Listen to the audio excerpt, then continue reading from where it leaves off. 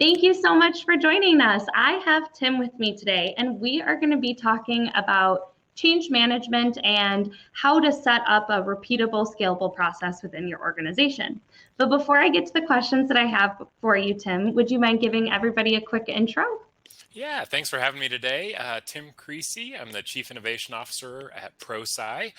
We are a firm dedicated to helping organizations build individual and enterprise capability to deliver change success.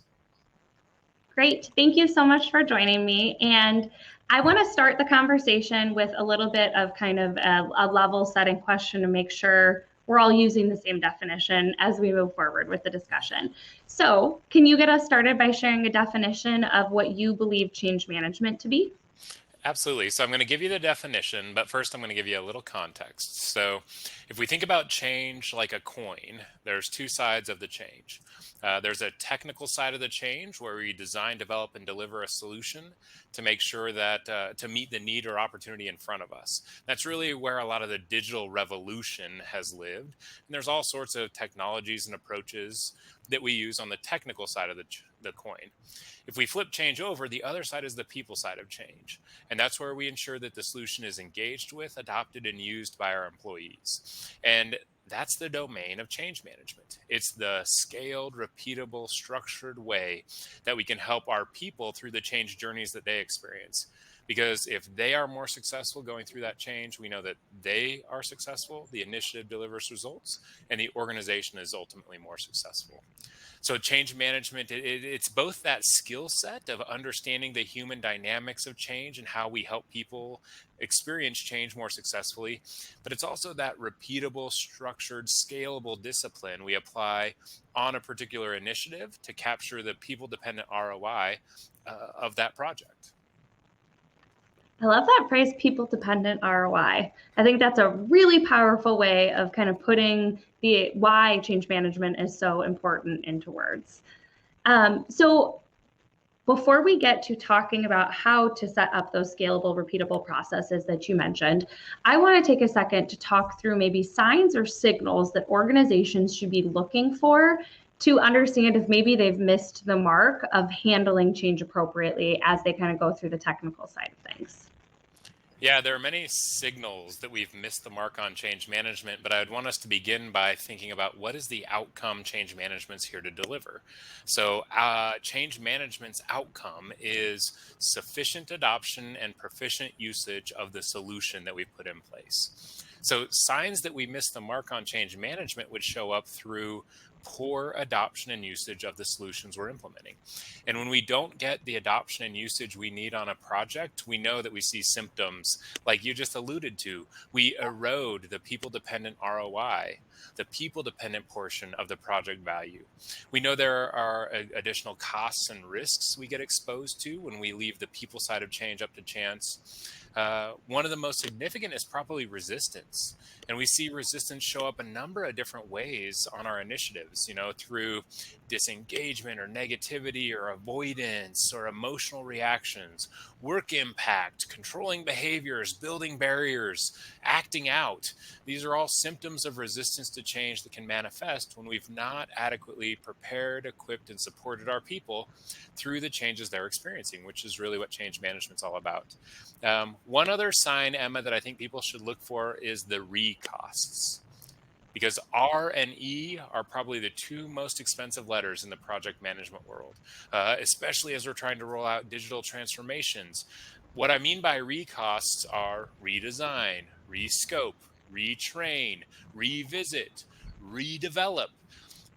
When we bring the people side of change and adoption and usage to the table too late, we end up exposing ourselves to all kinds of recosts and unachieved value that we're trying to realize through these digital transformations. You are just dropping these wonderful little nuggets for everybody today. I have never thought about it with, again, that R and E or the re being the most expensive part of an implementation. Right. But everything you shared just there those are kind of the dreaded things that you hear when you're talking through a digital transformation and how do we move forward. I watched these recosts play out in real life. Do you want to hear this story, Emma? Because we both have Yes. children of playground age. And so there's a playground they were building here in Boise, Idaho. And it's quite hot here. Although we're far north in the country, it's high desert. And so they put um, these water parks, right? These splash pads, they call them. Mhm. And there's water that shoots up. You've seen these, right? And the kids Yep, we run have them around. here too. So they built this beautiful new park about 5 years ago and put this huge splash pad on. And they painted it just beautifully. It was like this gorgeous starburst of reds and oranges and yellows. And we go about the first week that it's open, and the splash pad's turned off. And my oldest, who runs through every boundary ever set for him, goes, "Can I go talk to him and find out why it's turned off?" And I said, "Absolutely." And so he goes up to the guy in charge and says, "Why is the splash pad turned off?" So it turns out the paint we used gets slippery when it gets wet. Oh, goodness. And so the first day they turned it on, and kids are going, "Doof, doof, doof," right? And so they spend countless hours and dollars eradicating this beautiful paint job. It's now just a big cement slab, still 5 years later, because they forgot to think about adoption and usage from the beginning of the change. And they got exposed. Those are costs that they got exposed to. And it's sad that these kids were taking tumbles, but how often do we do that in our organizations, especially in the digital space, right? We develop this beautiful technical solution. We don't realize that it's going to be used in a place that's going to get wet, and we use paint that gets slippery. And so when we don't think about adoption and usage from the beginning, we end up playing catch up, and we leave a lot of value on the table. That is such an amazing, I mean, again, it's not good that the children fell, but that image is now going to be burned in my mind. And I'm probably going to use that story to help explain this to people, because it is such a relatable way for us to understand how we can go bad by not managing that adoption appropriately on the front end. Absolutely. So now I want to start taking steps towards having the conversation of how do you set up that scalable, repeatable process within your organization, and what tips do you have for organizations getting started with that so that they don't end up in that scenario where they have kids falling all over the place? Yeah, great question. So I think the very first way we step into this as an organization is really appreciating and understanding that the people side of change is always going to be there. Whether we are tending to it and managing it and preparing and equipping and supporting our people on purpose, or leaving the people side of change up to chance, the people side of change will always be there. So the question we need to begin asking and answering is, how much of our results depend on people changing how they do their jobs? And what can we do to prepare, equip, and support our people through those changes that we're having them take on? So I think that's the very first step to get started, is to realize that the people side of change is always there. It's whether or not we're going to manage it effectively to get the desired results and outcomes of this change. And that's this real mindset shift, Emma, right? This is the mindset shift. That notion of thinking about the people dependent portion of the ROI is what we're here to capture. It's not something else that we might decide or not decide to do. The people side of the people dependent portion of the ROI, the people side of change, will always be there. This is the mindset shift away from change management as an expense line on the project to an investment in achieving what we promised to deliver through this change to begin with. It's enabling us to deliver what we signed up to faster and more quickly than we thought was ever possible. So I think that's the very first start, is really wrapping our heads around what I consider the value proposition of change management, which is tending to the people side of change that's going to be there no matter whether or not we tend to it or not. I think my second tip, if we're starting to build scalable and repeatable processes around change management, is to find what we call demonstration projects. And clients get drawn to calling them pilot projects, but we pilot something when we don't know what the outcome is going to be. We know, based on the data and based on our experience, then we take the people side of change seriously. When we apply a structured, intentional approach, the ProSci methodology is a 3-phase model where we prepare our approach, we manage change, and we sustain outcomes. We have the ADKAR individual change model that describes that awareness, desire, knowledge, ability, reinforcement journey that individuals go through. Whatever tools and approach we bring to fruition, we do it on these demonstration projects because we know when we can show the impact of driving adoption and usage on change, we start to build that appetite, the pull to make this the way we do all the changes around here.